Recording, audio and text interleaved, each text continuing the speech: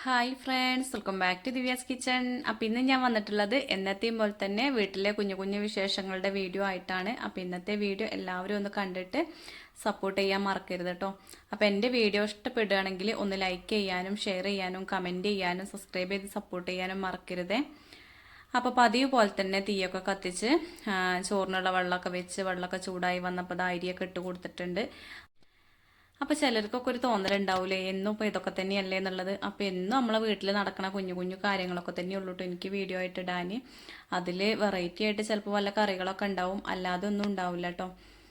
അപ്പോൾ ഇതാക്കണേ, ഇന്ന് ദോശയ്ക്ക് ഞാനൊരു കടലക്കറിയാണ് ഉണ്ടാക്കുന്നത്. അപ്പോൾ സിമ്പിളായിട്ടുള്ളൊരു കടലക്കറിയാണ് കേട്ടോ. തേങ്ങയൊന്നും അരയ്ക്കാതെ കടലയും പച്ചമുളകും അതേപോലെ കിഴങ്ങാണ് ഇട്ട് കൊടുത്തിട്ടുള്ളത്. അതിലേക്ക് കുറച്ച് മഞ്ഞൾപ്പൊടി ഉപ്പൊക്കെ ചേർത്തിട്ട് അതൊന്ന് വേവിച്ചെടുക്കുകയാണ്.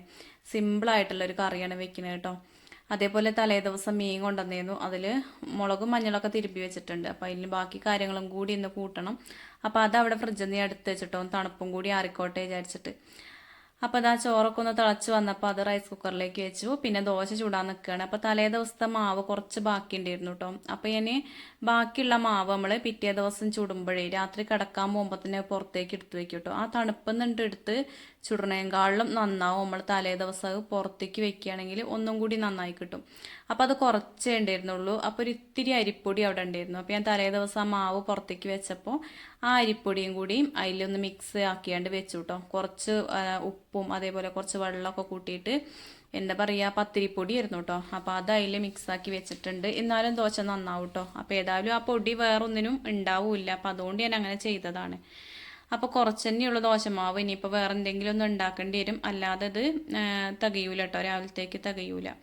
അപ്പോൾ ഇതാക്കണ ദോശയൊക്കെ നല്ലോണം പൊള്ളച്ചൊക്കെ വന്നിട്ടുണ്ട് കേട്ടോ. ഞാൻ വിചാരിച്ചു ഇനി ആ പൊടി ഇട്ടതിൻ്റെ കാരണത്താൽ ഇങ്ങനെ നന്നായി കിട്ടൂലേ എന്നൊക്കെ വിചാരിച്ചിരുന്നു. പക്ഷേ ദോശയൊക്കെ നന്നാവണുണ്ട്. പിന്നെ ഇതാക്കണ കുറച്ച് മൈദപ്പൊടി ഇരിക്കുന്നുണ്ട്. അപ്പോൾ അത് എടുത്തിട്ട് ഞാനിതാ പച്ചവെള്ളത്തിലൊന്ന് കലക്കി വെച്ചിട്ടുണ്ട്. ഇതിലൊരു മുട്ടയൊക്കെ കൂട്ടിയിട്ട് മിക്സിയിൽ അടിച്ചെടുക്കുകയാണെങ്കിൽ നല്ല ടേസ്റ്റ് ആവും കേട്ടോ. അപ്പോൾ മുട്ട ഇല്ലാത്തതുകൊണ്ട് വെറുതെ പച്ചവെള്ളത്തിൽ ഉപ്പൊക്കെ ഇട്ടിട്ട് കലക്കി വെച്ചിട്ടുണ്ട്. ഈ ഒരു ദോശ അവിടെ അമ്മയ്ക്ക് ഭയങ്കര ഇഷ്ടമാണ് കേട്ടോ. ഗോതമ്പ് കലക്കി ഇങ്ങനെ ചുട്ടിട്ടുണ്ടെങ്കിൽ വലിയൊരു ഇഷ്ടമല്ല, പക്ഷെ മൈദപ്പൊടി കൊണ്ടാണെങ്കിൽ അമ്മയ്ക്ക് ഭയങ്കര ഇഷ്ടമാണ്. എന്നാൽ ഏട്ടനോ ഇത് തീരെ കണ്ടുകൂടാ കേട്ടോ. ഈ ഒരു സാധനം കലക്കിയാണ്ട് നമ്മൾ മൈദപ്പൊടിയും അതുപോലെ ഗോതമ്പ് പൊടിയൊക്കെ കലക്കിയിട്ട് ദോശ ഉണ്ടാക്കുമല്ലോ, അത് ഇഷ്ടേ അല്ല. അപ്പോൾ ഞാൻ അധികം ഇങ്ങനത്തെ ഉണ്ടാക്കാൻ നിൽക്കലില്ല. ഇനിയിപ്പോൾ ഉണ്ടാക്കുകയാണെങ്കിൽ തന്നെ വേറെ എന്തെങ്കിലും ഒരു കടി വേണം കേട്ടോ, അതിൻ്റെ ഇടയിൽ കൂടെ ഇത് ഉണ്ടാക്കാൻ പറ്റുള്ളൂ. അപ്പം ഇന്ന് ഏതായാലും ഓർക്ക് കൊടുക്കാൻ കുറച്ച് ഉഴുന്ന ദോശ ഉണ്ടല്ലോ, അപ്പോൾ അതിൻ്റെ ഇടയിൽ കൂടെ അതും കൂടി ഉണ്ടാക്കുകയാണ്. ഇത് ശരിക്കുകയാണെങ്കിൽ ചൂടോടെ അങ്ങനെ തിന്നാൻ നല്ല ടേസ്റ്റ് തന്നെയാണ് കേട്ടോ. അതിൽ കുറച്ച് നാളികേരമൊക്കെ ചിരകിയൊക്കെ ഇട്ടിട്ടുണ്ടെങ്കിൽ നല്ല രസമാണ്. കറിയൊന്നും ഇല്ലാതെ തന്നെ നമുക്കിങ്ങനെ തിന്നാം. എനിക്ക് ഭയങ്കര ഇഷ്ടമാണ് കേട്ടോ ഈ ഒരു മൈദയും കൊണ്ടുള്ള ദോശ. അമ്മയ്ക്ക് ഇവിടെ മൈദയും കൊണ്ട് എന്ത് കാട്ടിയാലും ഭയങ്കര ഇഷ്ടമാണ്. അപ്പോൾ അതിൻ്റെ ഇടയ്ക്ക് ഇതാക്കണേ, മീനിൽ ബാക്കി സംഭവങ്ങളൊക്കെ ഒന്ന് തിരുമ്പി എടുക്കണമല്ലോ, അപ്പോൾ അതൊക്കെ ഒന്ന് ശരിയാക്കി കൊടുക്കണം കേട്ടോ. അപ്പോൾ കുറച്ച് കുരുമുളക് പൊടി അതിൽ ഇട്ട് കൊടുത്തിട്ടുണ്ട്. പിന്നെ ഇതാക്കണ ഈ ഒരു ഇടിക്കല്ലിൽ കുറച്ച് പെരിഞ്ജീരകം ഇട്ടിട്ടുണ്ട് ആദ്യം. അപ്പോൾ അത് നന്നായിട്ടൊന്ന് ചതച്ചെടുക്കുകയാണ്. അപ്പോൾ പെരിഞ്ജീരകം അങ്ങനെ പൊടിച്ച് വെച്ചിട്ടുണ്ടെങ്കിൽ നല്ലതൊക്കെ തന്നെയാണ്, പക്ഷേ അതിനോട് ഇവിടെ അമ്മയ്ക്ക് വലിയൊരു യോജിപ്പില്ല കേട്ടോ. അതിൻ്റെ ആ ടേസ്റ്റൊക്കെ പോവുകയാണെന്നൊക്കെ പറഞ്ഞിട്ട് ഞാനിപ്പോൾ അങ്ങനെ ചെയ്യലില്ല. ആദ്യമൊക്കെ അതൊന്ന് ചൂടാക്കിയതിന് ശേഷം ഒന്നിച്ചിങ്ങോട്ട് പൊടിച്ച് വെക്കും. അപ്പോൾ എളുപ്പമാണ് നമുക്ക് ആക്കിയെടുക്കാൻ. അപ്പോൾ അത് അതിൻ്റെ ഇടയ്ക്ക് ചെറിയുള്ളി വെളുത്തുള്ളിയൊക്കെ ഒന്ന് തോല് കളഞ്ഞ് വെച്ചിട്ടുണ്ട്. അപ്പോൾ അതും ഒന്ന് ചേർത്ത് കൊടുക്കുന്നുണ്ട്. മീൻ പല രീതിക്കും വറുത്തെടുക്കൂലേ, അപ്പോൾ ഇന്ന് ഇങ്ങനെയൊക്കെ ചെയ്യാനാണ് എനിക്ക് തോന്നിയത് കേട്ടോ. ചിലപ്പോൾ വെറുതെ ഉപ്പും മുളകും മഞ്ഞൾപ്പൊടിയും കുരുമുളകും മാത്രം ഇട്ടിട്ട് അങ്ങനെ വറുത്തെടുക്കും. അല്ലെങ്കിൽ വെറും ഉപ്പും മുളകും മഞ്ഞൾപ്പൊടിയും പിന്നെ ചെറിയ ഉള്ളിയില്ലേ അതിട്ടിട്ട് അത് മാത്രം ഇടും കേട്ടോ. അത് നല്ല ടേസ്റ്റാണ് അങ്ങനെ വറുത്തിട്ടുണ്ടെങ്കിൽ. ഈ പാടത്തെയും തോട്ടിലെയൊക്കെ മീൻ ഇഷ്ടമുള്ളവരാണെങ്കിൽ ആ ഒരു ടേസ്റ്റ് ആവും കേട്ടോ. ചെറിയ ഉള്ളി മാത്രം ചേർത്തിട്ട് വറുത്തിട്ടുണ്ടെങ്കിൽ ആ മീനിൻ്റെ ഒരു ടേസ്റ്റ് ആവും. ആ മീൻ കിട്ടുമ്പോൾ വേറുള്ളതൊന്നും ചേർക്കൂല, ചെറിയ ഉള്ളിയാണ് ചേർക്കലുള്ളത്. അപ്പോൾ ഇന്ന് എന്തായാലും ഞാൻ പെരുംജീരകവും കുരുമുളക് പൊടിയും ചെറിയ ഉള്ളി വെളുത്തുള്ളി എല്ലാം ഇട്ടിട്ടുണ്ട് കേട്ടോ. മുളക് പൊടി മഞ്ഞൾപ്പൊടി ഉപ്പ് വേണമെങ്കിൽ ഒരു ഇത്തിരി മല്ലിപ്പൊടി ഒക്കെ ഇട്ട് കൊടുത്താൽ വേറൊരു ടേസ്റ്റ് ആവും.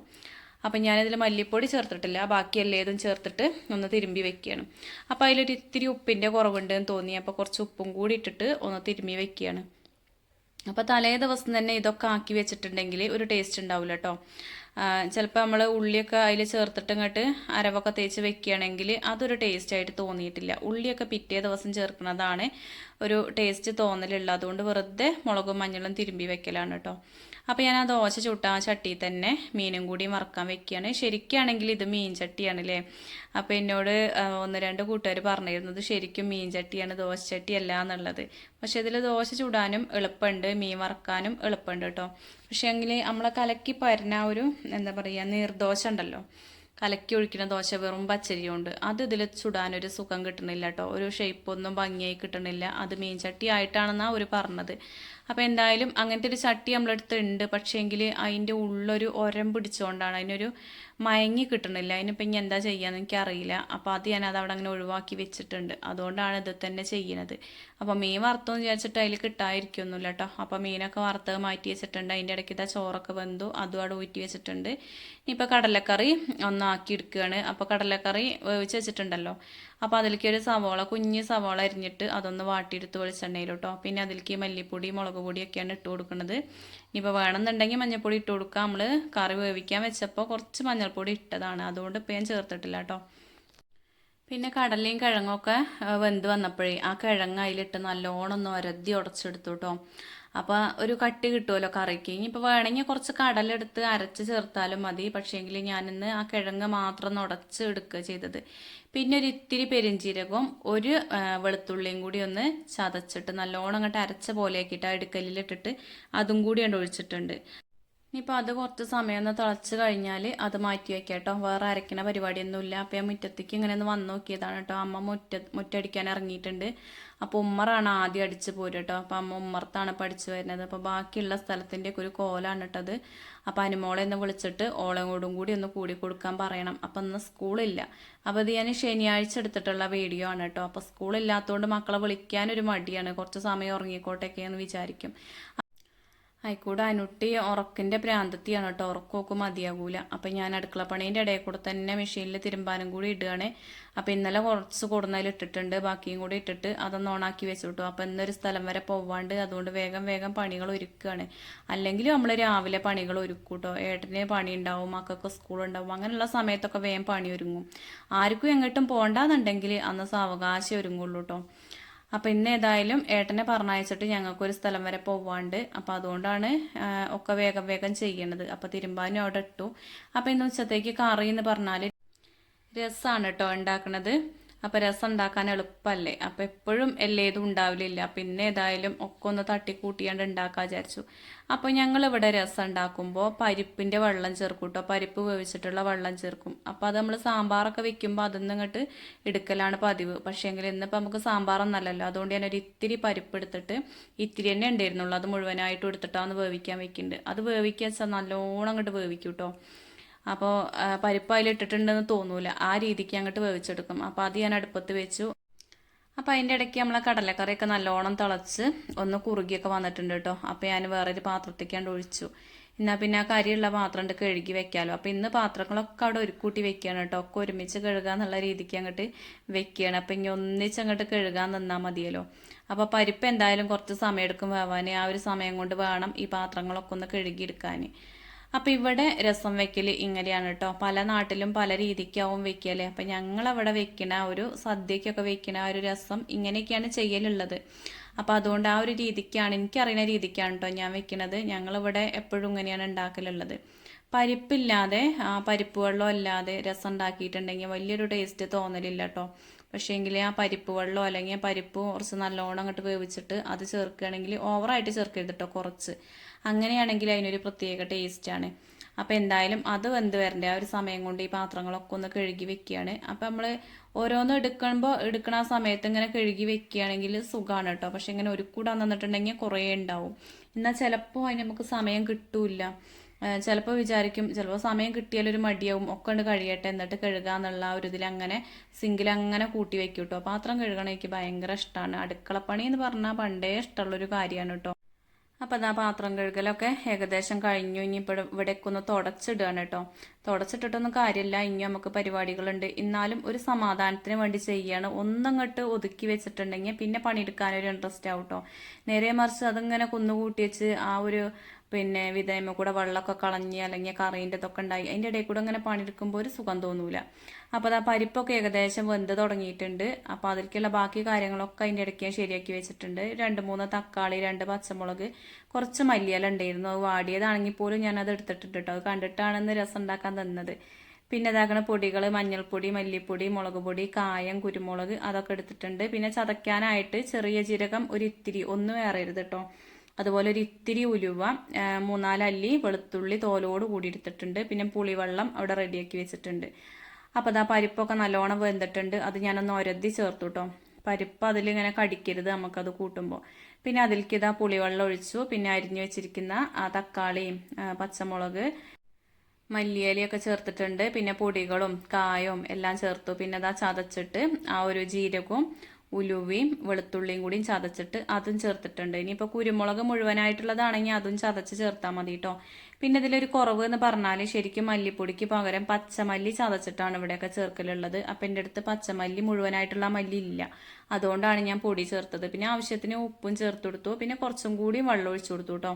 രസം എന്ന് പറയുന്നത് എപ്പോഴും നീണ്ടിങ്ങനെ ഇരിക്കേണ്ട, അല്ലാതെ കുറുകി ഇരിക്കാൻ പറ്റൂലല്ലോ. അപ്പോൾ ഇതാ നല്ലോണം തിളച്ചിട്ടുണ്ട്. അപ്പോൾ കുറച്ച് സമയമൊന്നും തിളപ്പിച്ചെടുക്കും. പിന്നെ അത് ഞാനൊന്ന് വാങ്ങി വെച്ചിട്ടുണ്ട്. അപ്പോൾ മൺചട്ടിയിലാവുകൊണ്ട് തന്നെ വാങ്ങി വെച്ചാലും കുറച്ച് സമയം നല്ലോണം തിളക്കും കേട്ടോ. അപ്പോൾ ഇതിൽ കറി വെച്ചിട്ടുണ്ടെങ്കിൽ ശരിക്കും അങ്ങനെ ഒരു കാര്യമുണ്ട്. മീൻ കറി ആണെങ്കിലും ഒക്കെ കേട്ടോ, ഇതിൽ വെച്ചിട്ട് കുറച്ച് സമയം നമ്മൾ വാങ്ങി വെച്ചാലും കുറേ സമയം അങ്ങനെ തിളച്ചുകൊണ്ടിരിക്കും. ആ ഒരു ചട്ടീൻ്റെ ചൂടുകൊണ്ടായിരിക്കൂലേ. ബാക്കിയുള്ള പാത്രങ്ങളൊക്കെ പെട്ടെന്ന് ചൂടാറേണ്ടാവും. പിന്നെ അതാ ഞാനൊന്ന് വറുത്തെടുക്കുന്നുണ്ട്. അപ്പോൾ അതിലേക്ക് വെളിച്ചെണ്ണ ഒഴിച്ച് കടുക് പൊട്ടിച്ച് പിന്നെ ഒരു ഇത്തിരി കരിവേപ്പിൻ്റെ ഇലയും ഉണക്കമുളക് ഇല്ലാത്തതുകൊണ്ട് ഒരു പഴുത്ത മുളക് 4ആയി കീറിയിട്ട് അത് ഇട്ട് കൊടുത്തിട്ടുണ്ട് കേട്ടോ. പിന്നെ അതാ അത് ഇതിലേക്കാണ്ട് ഒഴിച്ചു കൊടുത്തു. ചിലർ വറവ് ഇട്ടിട്ട് അരിക്ക് പുളിവെള്ളം ഒഴിച്ചിട്ട് അങ്ങനെ വേവിച്ചെടുക്കും കേട്ടോ. ഇനിയിപ്പോൾ ഇങ്ങനെയും ചെയ്യാം അങ്ങനെയും ചെയ്യാം. ഇനിയിപ്പോൾ ഇതിൽ ലാസ്റ്റ് ഒരു ചെറിയ കഷ്ണം ശർക്കരയും കൂടിയും ചേർത്ത് കൊടുക്കാം. അപ്പം എൻ്റെ കയ്യിൽ ഇല്ലാത്തതുകൊണ്ട് ഞാനത് ചേർത്തിട്ടില്ല കേട്ടോ. ചെറിയൊരു കഷ്ണം ശർക്കരയും കൂടിയും ചേർത്ത് കൊടുക്കുക. അവിടെ സദ്യയിലൊക്കെ അങ്ങനെയാണ് ഉണ്ടാക്കലുള്ളത്. അപ്പോൾ തട്ടിക്കൂട്ട് രസം അവിടെ റെഡി ആയിട്ടുണ്ട്. അപ്പം ഇന്ന് മീൻ വറുത്തതും രസമാണ് ഉച്ചത്തേക്കുള്ളത്. അപ്പോൾ വീട്ടിലത്തെ എല്ലാവിധ പണികളും കഴിഞ്ഞ് ഞങ്ങളൊരു 10:30 ആകുമ്പോൾ വീട്ടിൽ നിന്ന് പോന്നു കേട്ടോ. ഇനി ഞങ്ങൾക്കൊരു കുട്ടീനെ കാണാൻ പോവാണ്ട്. ഇപ്പോൾ കുറച്ച് ദിവസമായിട്ട് കുട്ടികളെ കാണാൻ നടക്കുന്ന പരിപാടിയാണ് കേട്ടോ.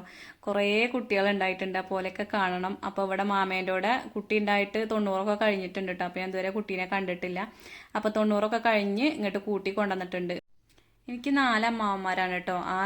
അതിൽ രണ്ടാമത്തെ അമ്മാവൻ്റെ വീട്ടിലേക്കാണ് ഈ പോണത്. അവിടെ മരുമകളെ പ്രസവത്തിന് കൂട്ടിക്കൊണ്ടുപോയപ്പോൾ അവിടുത്തെ വീഡിയോ ഒക്കെ ഞാൻ എടുത്തിട്ട് നമ്മളെ ചാനലിൽ ഇട്ടിട്ടുണ്ട്. അപ്പോൾ അത് കാണാത്തവരുണ്ടെങ്കിൽ ഒന്ന് കണ്ടു നോക്കൊണ്ടു. അപ്പോൾ അത് മാമേൻ്റെ വീട്ടിലെത്തിയിട്ടുണ്ട്.